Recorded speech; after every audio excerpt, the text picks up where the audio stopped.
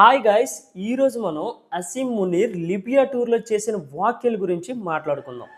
వీడు ఫస్ట్ అక్కడికి ఎందుకు వెళ్ళాడంటే లిబియా 4 బిలియన్ అంటే దాదాపు 33,000 కోట్ల విలువైన ఆయుధ ఒప్పందం కోసం చైనాకి లిబియాకి మధ్యవర్తిగా వెళ్ళాడు.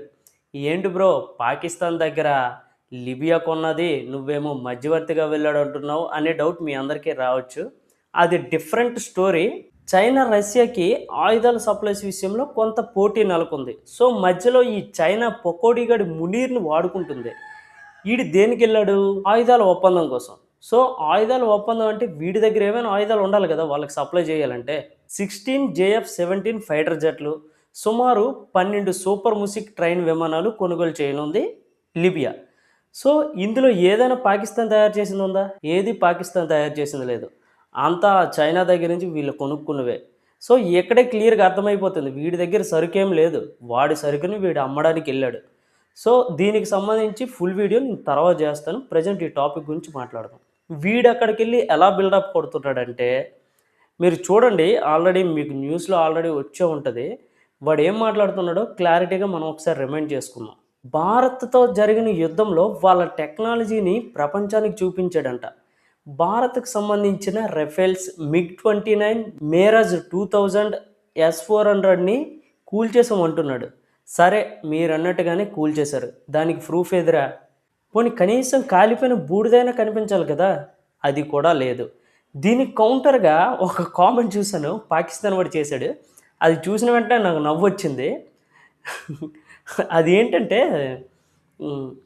అంటే ఎయిర్లో ఉన్నప్పుడే వాటిని పేల్చేసాం, ఆ శిథిలాలన్నీ ఇండియాలోనే పడిపోయి పాకిస్తాన్ వరకే రాలేదు, అందుకే మేము చూపించలేకపోతున్నాం అంటున్నాడు. ఇది వినండి మీకు నవ్వు వచ్చింది కదా, సేమ్ నాకు ఎలాగే నవ్వు వచ్చింది. పోనీ మీరు అన్నట్టుగానే గాల్లోనే కాల్ చేశారు, మా రెఫెల్స్ని డిఫెన్స్ సిస్టమ్ అంతా కూల్చే టెక్నాలజీ మీ దగ్గర ఉందనుకుందాం, మరి ఎందుకురా సీజ్ ఫైర్ కోసం ట్రంప్ గడి కాలు పట్టుకున్నారు? సో దేనికి ప్రూఫ్ ఉండదు, ఫేక్ న్యూస్ మాత్రం మాట్లాడుకునే ఉంటారు. మీరు మాట్లాడేదానికి మీ దగ్గర ఉన్నదానికి అస్సలు ఏం సంబంధం ఉండదు, దేనికి ప్రూఫ్ ఉండదు. పాకిస్తాన్ ప్రజల్లో అలాగే ఇంటర్నేషనల్లో ఒక ఫేక్ న్యూస్ని పట్టుకొని మేము గెలిచామని ఆ పదాన్ని వాళ్ళు వింటూ వింటూ ఉంటూ ఎలా మారిపోయిందంటే వాళ్ళు నిజంగా గెలిచారేమో అనే భ్రమలోకి వెళ్ళిపోతున్నారు. ఈరోజు ఇంటర్నేషనల్లో కూడా అదే జరుగుతుంది. ఈ పాకిస్తాన్ మేము గెలిచామని రుద్దుతుంది బలవంతంగా ఇంటర్నేషనల్కి కూడా. దీనివల్ల ఏమైపోతుందంటే ఒక అబద్ధాన్ని కూడా మనం ఎక్కువసార్లు వినడం వలన అదే నిజమని నమ్మేస్తాం. సో అలాంటి పరిస్థితి ఇప్పుడు వచ్చింది.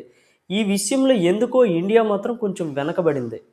ఖచ్చితంగా ఇలాంటి ఫేక్ న్యూస్ని ఖండించాలి. ఇంటర్నేషనల్ స్థాయిలో మనం ఏం చేసామో సోషల్ మీడియాలో ప్రచారం చేయాలి.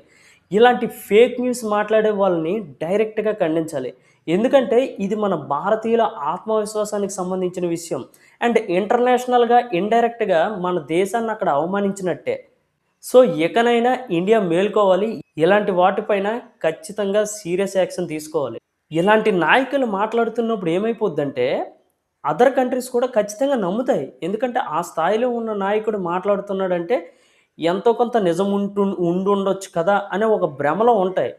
సో మనం స్పందించాలి, ఇలాంటి వాటి మీద స్పందించి రిటర్న్ కౌంటర్ ఇవ్వాలి. వాళ్ళ దగ్గర ఏ ప్రూఫ్ లేవు, ఫ్యాక్ట్ చెక్ చేసినా సరే వాళ్ళు ప్రూవ్ చేయలేరు.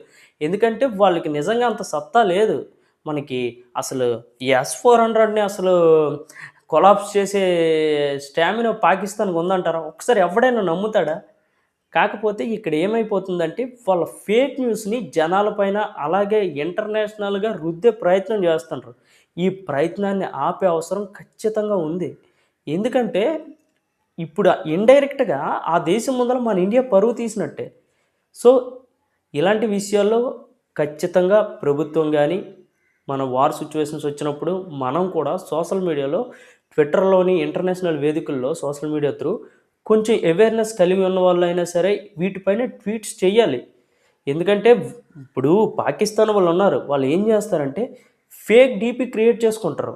ఎవడో ఏ అమెరికా ప్రొఫైల్ ఏదో పెట్టుకొని వాడు ఏంటంటే పాకిస్తాన్ని పొగుడుతూ పెడతాడు. చూసేవాడికి ఎలా ఉంటుందంటే ఆహా నిజమే గల, ఒక అమెరికా వాడు పాకిస్తాన్ పొగుడుతున్నాడంటే ఇదే గల నిజము, నిజంగా పాకిస్తాన్ గెలిచేసింది గల, నిజంగా పాకిస్తాన్ కొలాప్స్ చేసింది గల అనే ఒక ఆలోచనలో ఉంటారు. ఇలాంటివి ఖచ్చితంగా స్పందించాలి. ఈ విషయం పైన మీరేమనుకుంటున్నారో కామెంట్ బాక్స్లో కామెంట్ చేయండి. అలాగే మన ఛానల్కి ఎవరైనా కొత్తగా వచ్చినట్లయితే సబ్స్క్రైబ్ చేసుకోండి. అలాగే డైలీగా ఇలాంటి ఇన్ఫర్మేటివ్ వీడియోస్, డైలీ అప్డేట్స్ని మీ ముందు పెట్టే ప్రయత్నం చేస్తాను. జై హింద్.